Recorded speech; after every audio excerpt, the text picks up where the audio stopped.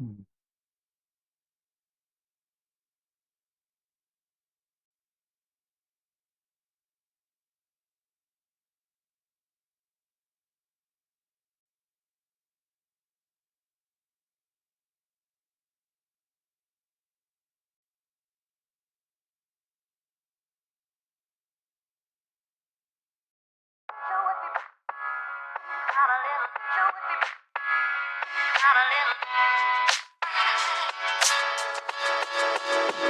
Hi, and welcome to the Calm Waves podcast. I am Dallas Cowan, and I'm joined today with my dad, Dr.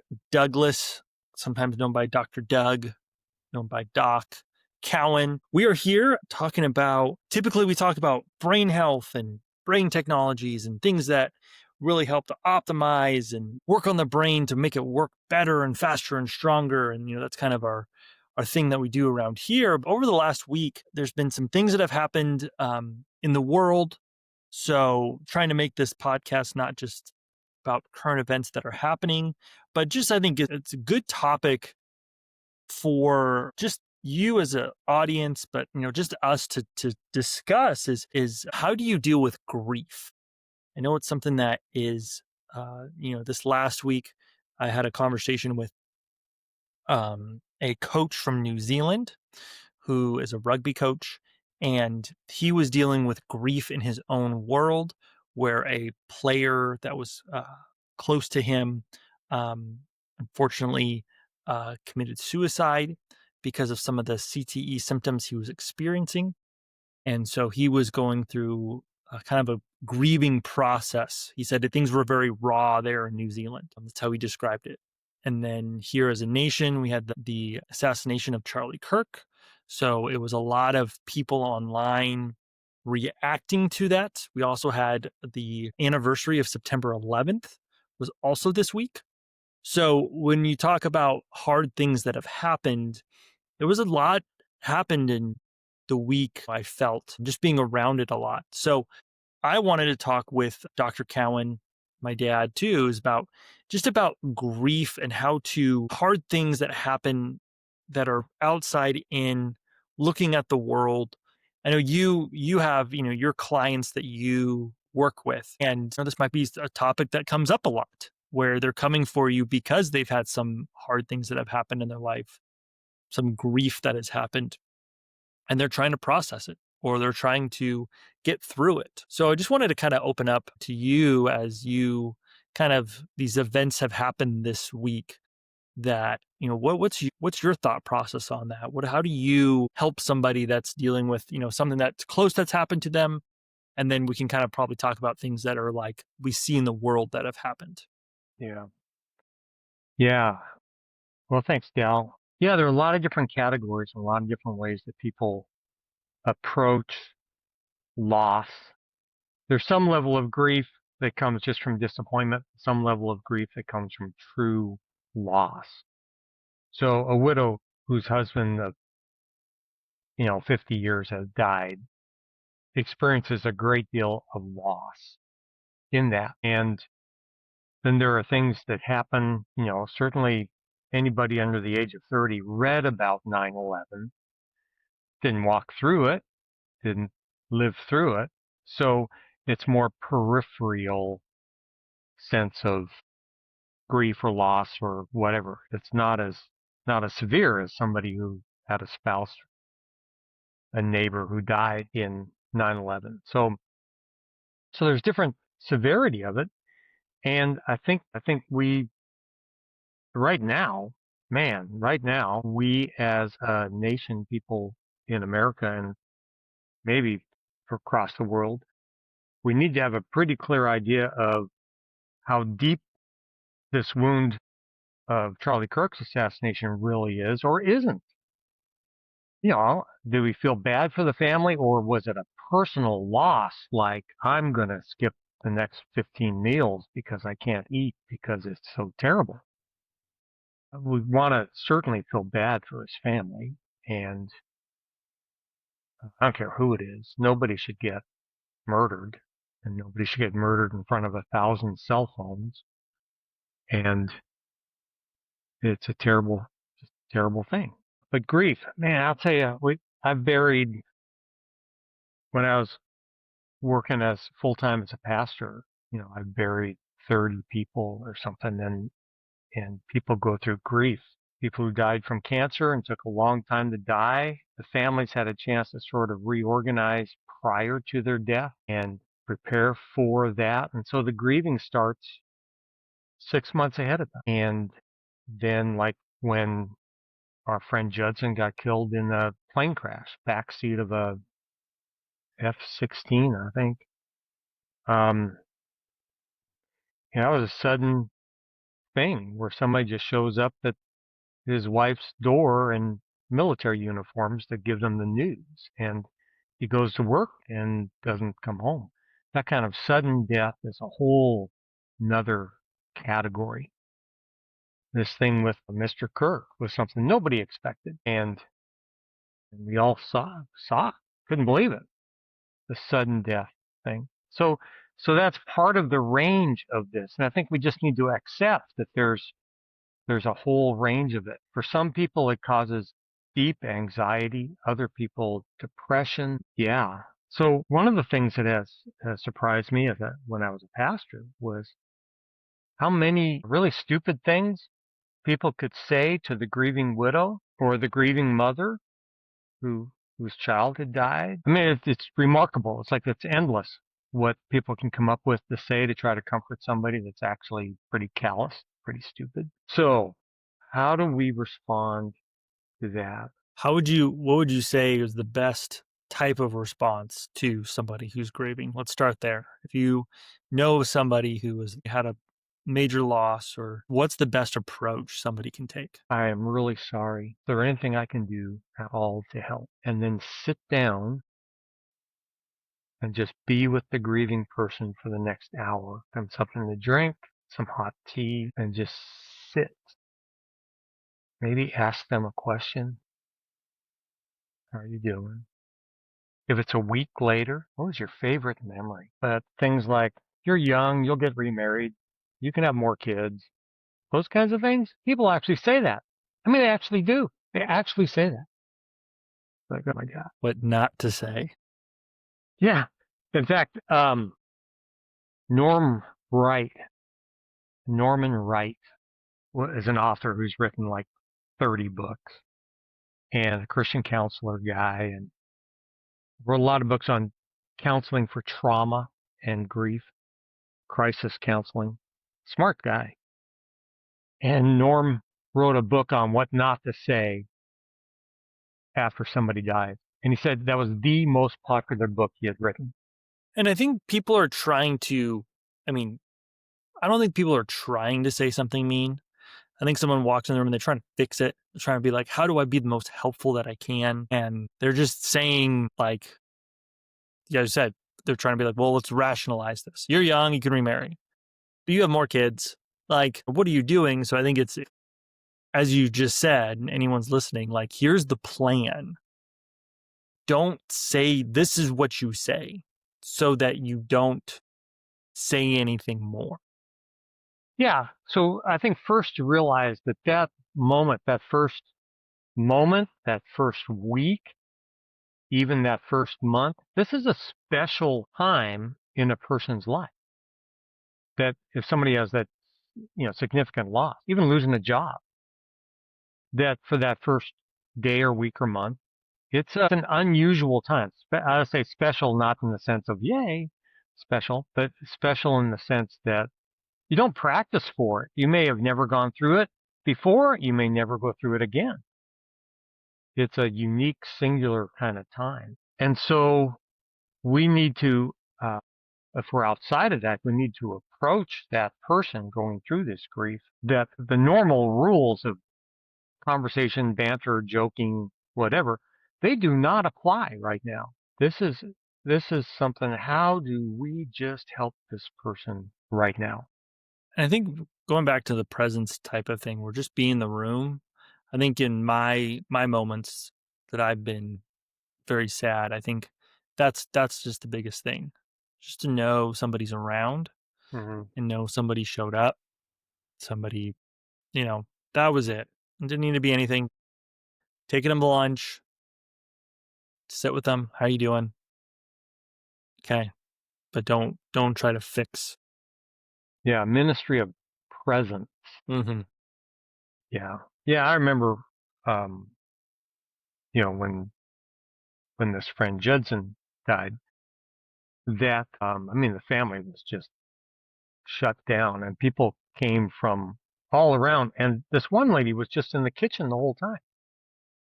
She was doing everything from cleaning the kitchen to making tea to bringing out little things to eat, although the family probably didn't eat for 3 days, but constantly coming out with the glasses of water, the whatever, just serving people, never trying to say anything, never trying to interject their opinion, just serving people and allowing others to sit with the widow, to sit with the kids, whatever. Everybody, well, under stress, everybody does what they practice the most. I think the thing that stands out in my mind, the one thing, a couple had been married, couple in their, I don't know, maybe 70s, been married for 50 years. I get a call, hey, so and so just passed away. Could you go over and stay with his his widow, his wife, until family gets there? Sure, be right there.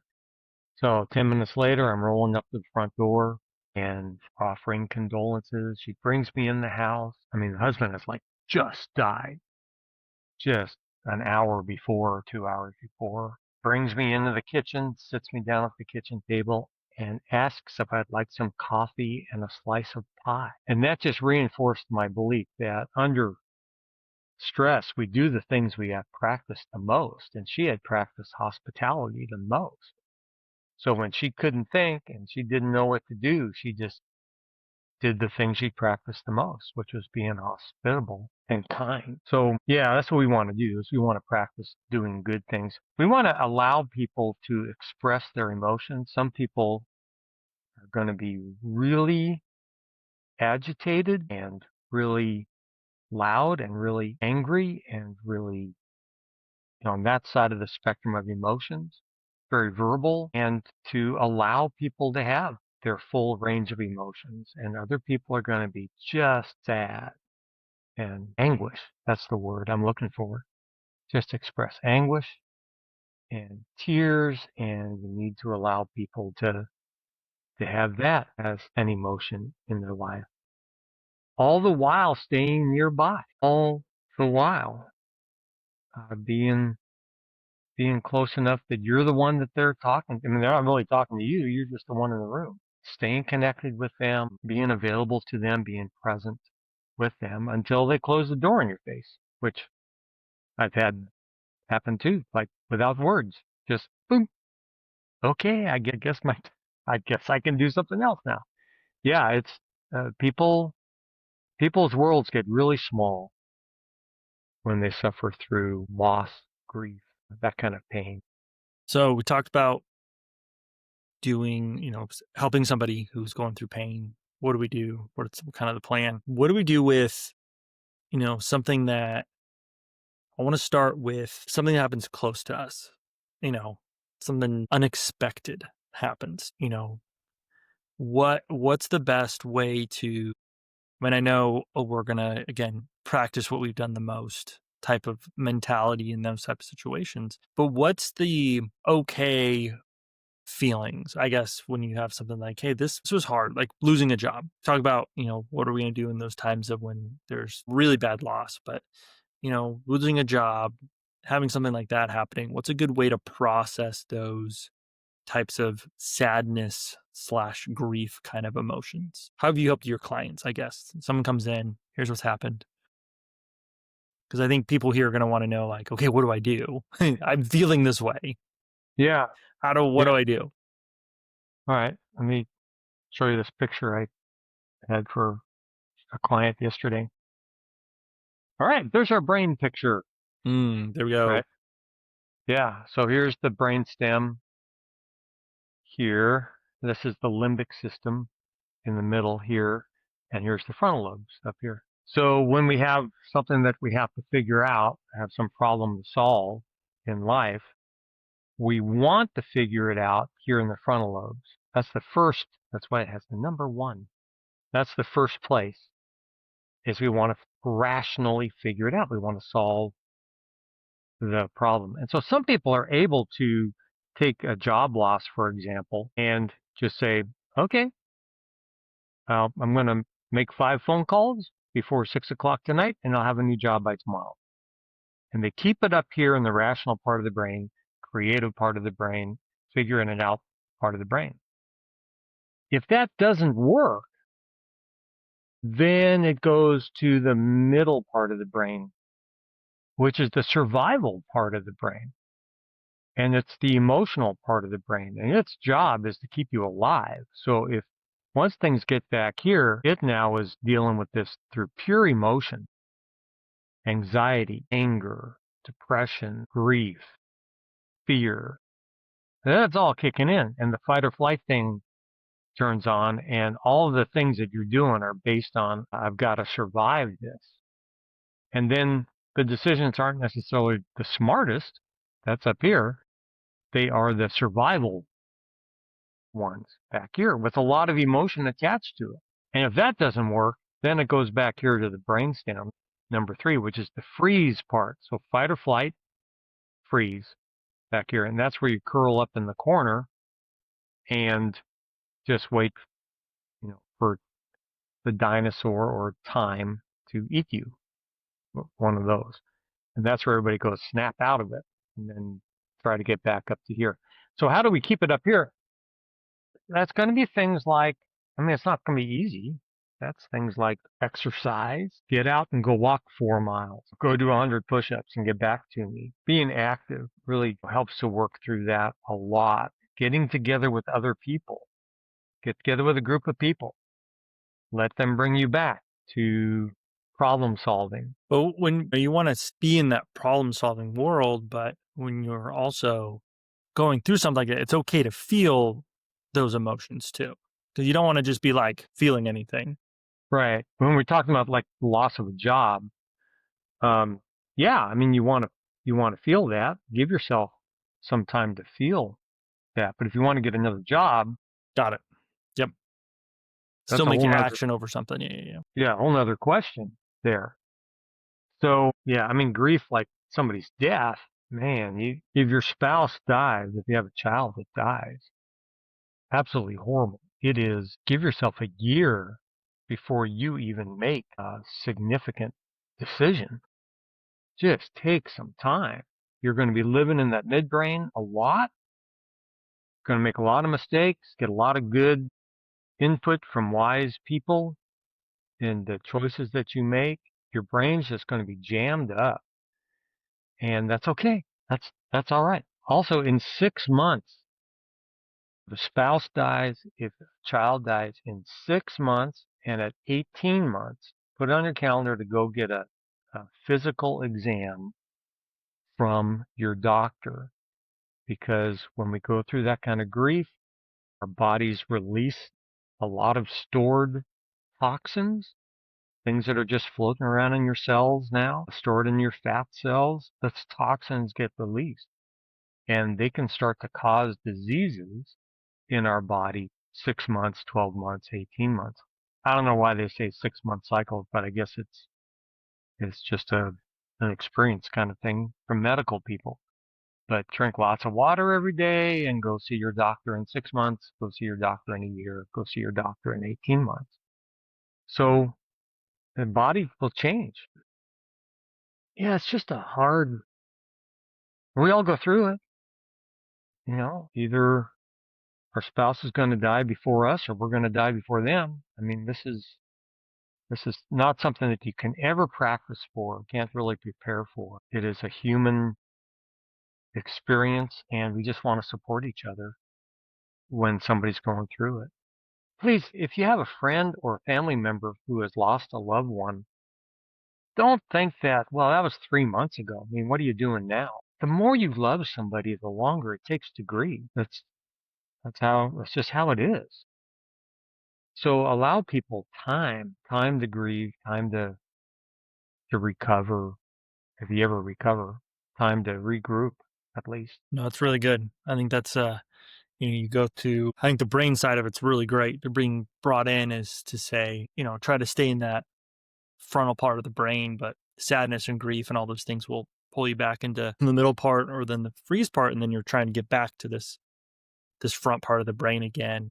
So let's go. So we went from, really bad, horrible grief to, hey, loss of a job. Hey, this is not great, but, trying to stay in that, do walks, do active things, try to, kind of work through those types of things. What about with something, you know, September 11th, I guess, reading about, death in the nation from someone like Charlie Kirk. How do you process that? I mean, how would you, I think what's a healthy way to do that? So what's a healthy way to see stuff that's going on in the world? I mean, I think of also of like when with what happened in Israel, just these things that are happening in the world. How do you, one is, this is one of the only times and places ever in history, not is the most where news happens so fast. We're the front steps of so many different tragic things because you just flip on the news and that's what they're showing. I was getting my tires changed and the news was playing and it was just this story, this awful story over and over and over again. And I'm just sitting there like that's all they talked about was this thing for the next 2 hours and it was just the same information. It wasn't any new information. It was just new stories and like, no, this is just keep going on. So if someone feels stuck with that, if someone feels like, hey, what's a good reaction to this?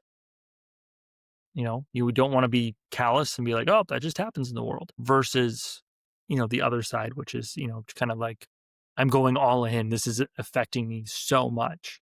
What's a good, healthy kind of balance? I think the answer depends upon how much we value human life and we believe in the dignity of every human. We don't really value human life.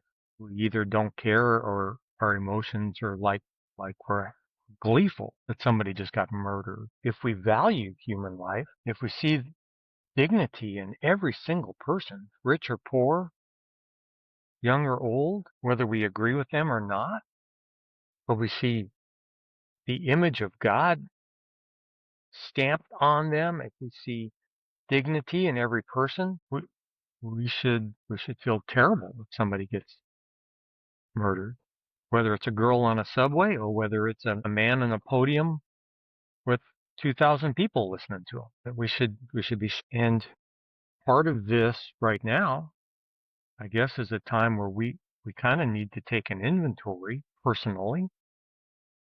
Just how do we view other humans on this planet, and how much do we respect the dignity of every human life, or not, or just not? The only person I care about is I throw a hula hoop on the floor, and the only person I care about is the person with their feet inside that hula hoop, me.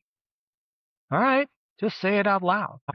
But I hope that this is the kind of time where we all take an inventory and just say, whoa, every life is valuable. Every person's valuable.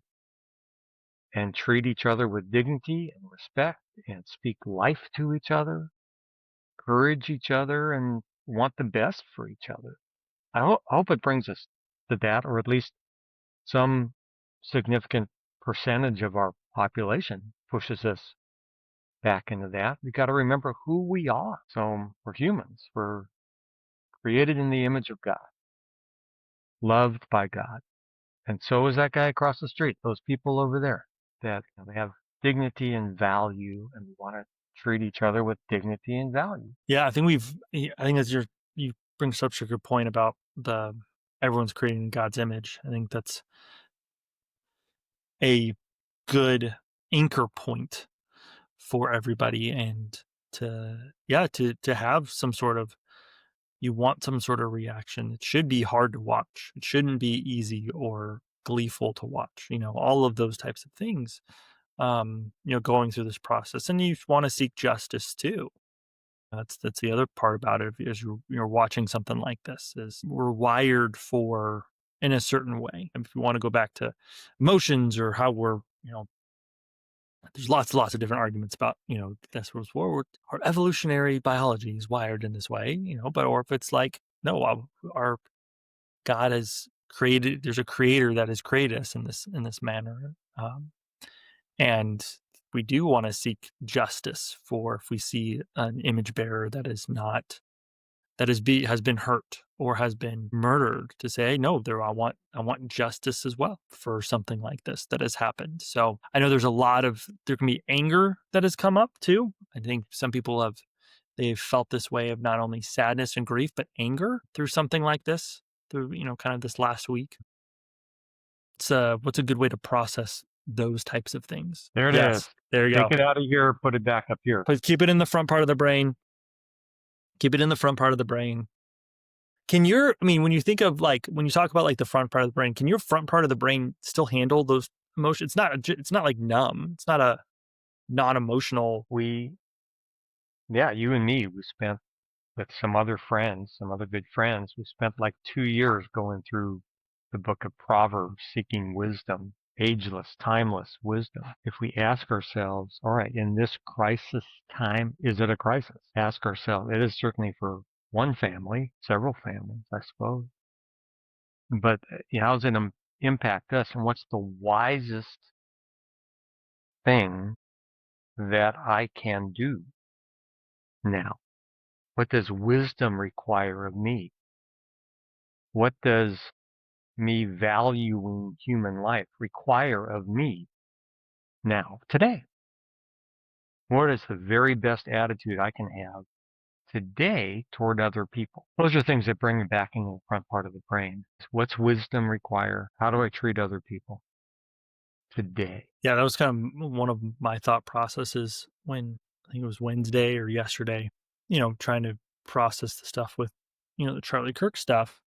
Sad for the family, sad for, what was going on there. But my thought was like, how do I be a little bit nicer today? How do I be a little more kind today? Because I don't know what other people are going through. I don't know what their reactions are. Person cuts me off on the road. There's a lot going on in the world today. How do I process it that way? Uh, yeah, how do I extend a little bit more kindness? I'll try to be as nice as I can all the time, but just be more aware of that. Be more aware of people's emotions through this process, because I don't know where they were in the relationship, or how they're handling these types of things.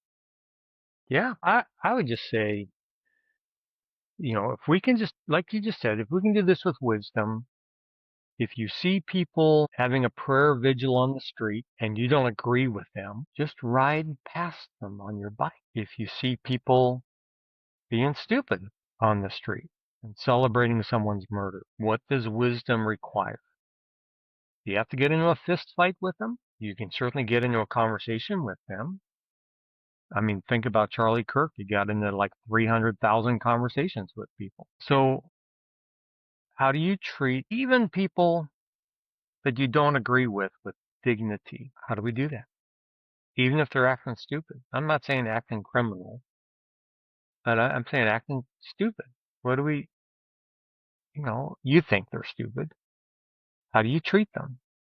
You can try to teach them, or you can walk away. And we have to figure out how to be wise and be kind to other people, even people we strongly disagree with. I love the proverb. They're back to back, and I think it's a deeper one, and I think it's a good proverb for this time. Is answer a fool according to his folly, and you will, like, walk away a fool, pull it up. But if it's don't answer a fool according to his folly, and he will think of himself wise. And so they're back to back, and it's not about what you're doing, it's about that they're a fool. Either way, if you answer them, it's not going to be a good thing. And if you don't answer them, it's not going to be a good thing. Like, it's a really hard situation, but if they're not willing to receive it, so it's the whole thing of, if someone is being stupid, you walk up to them, it's maybe not going to go well. And if you feel like if you walk away, they're going to think that they won. So That's pretty hollow victory, don't Yeah, you think? it's pretty hollow. Yeah, exactly. But it's the how to find it. If somebody's in their 20s and they don't value human life, they don't see the dignity of all people. You walking up to them and confronting them in a 5-minute conversation are not going to change it. They're just going to need to grow up and see the value in human life or not. And I think, there's some percentage of people on this planet who will never see the value in another person's life. They just won't ever. I don't know. You have to figure out how to build a great culture and society, even Mhm. though there's some percentage that just doesn't care about other people. Do not answer a fool according to his folly, or yourself will be just like him. Answer a fool according to his folly, lest he be wise in his own eyes. So That's a riddle. it's a riddle. It's both of those things. Well, I think this was a good. I think when we was thinking of what to talk about, especially based off of this week, I think this was a topic that even I was kind of working through as well.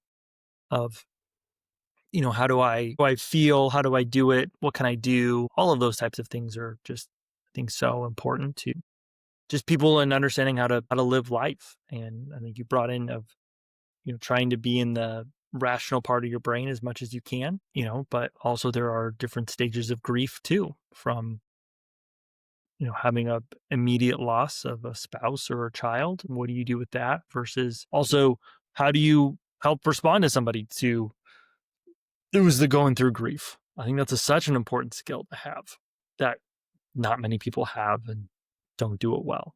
Don't get a lot of feedback from it. It's usually just those people being like, so I think that's a really good thing for people to kind of walk away from this podcast. So Well, I think anything, for all of yeah. us, anybody listening, just go hug the people that you love because Hmm. life is fragile. Life is fragile. Absolutely, absolutely. Life is fragile. Well, good. Well, I think it's not with the life is fragile. I think it's living life to fullest, but really serving others too. I mean, that's a big thing. I mean, if you want to look anything from what Charlie Kirk did, agree with him or not, there's things I didn't quite agree with him on, but what he did was he sought truth and he did it in a way where it was peaceful and have your ideas be better than mine. You have a better idea, let's go. Let's talk about it. And I think when we're pursuing our work, at least my work of working with people that have had injuries or anxiety or depression or all these different things, it's like, all right, if we've got a better idea, let's do it. But I think this is a really good idea this way, and it might help you. So, that's what we're pursuing as well, is trying to pursue truth to help people. Yeah. What's the best path forward? What does wisdom call us to do? What does love for other people or respect for other people call us to do right now? Well, let's walk down that path, see Yeah. where it goes. Yeah. It's great. Well, thank you. Thank you for everyone who's listening. And until next time, Yeah, thanks, Sal. great day. Okay.